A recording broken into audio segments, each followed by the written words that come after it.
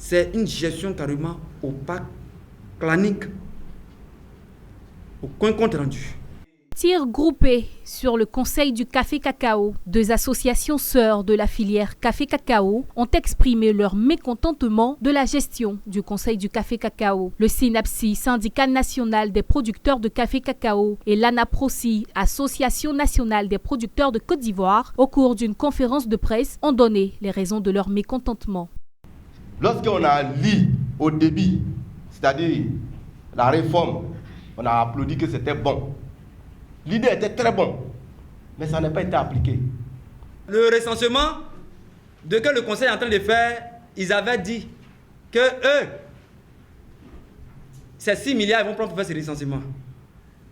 6 milliards. Mais à ce jour, nous sommes à plus de 8 milliards déjà décaissés sur le fonds des producteurs. Et ce recensement même, dans sa méthodologie, nous contestons. Le conseil lance un appel d'offres. Eux-mêmes, ils lancent l'appel d'offres, ils dépouillent, ils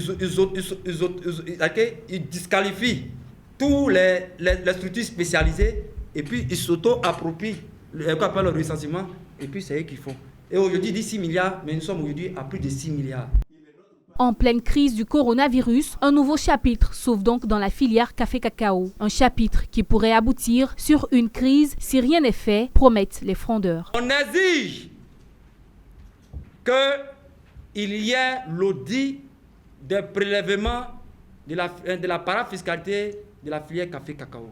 On exige que le patrimoine des producteurs de café-cacao soit en face de la lumière sur la quasi-totalité de ces patrimoines et sur la gestion de ces patrimoines des producteurs. Les producteurs doivent être situés là-dessus. On exige le départ de M.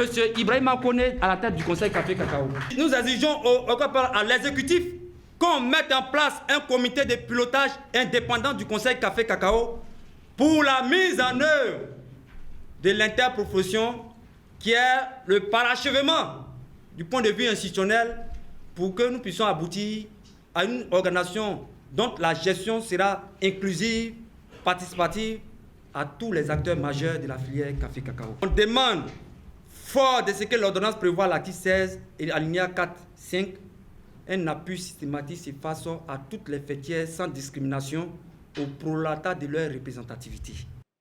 Les responsables du SYNAPSI et l'ANAPROCI projettent entraîner les producteurs dans une grève si une oreille attentive ne leur est pas prêtée.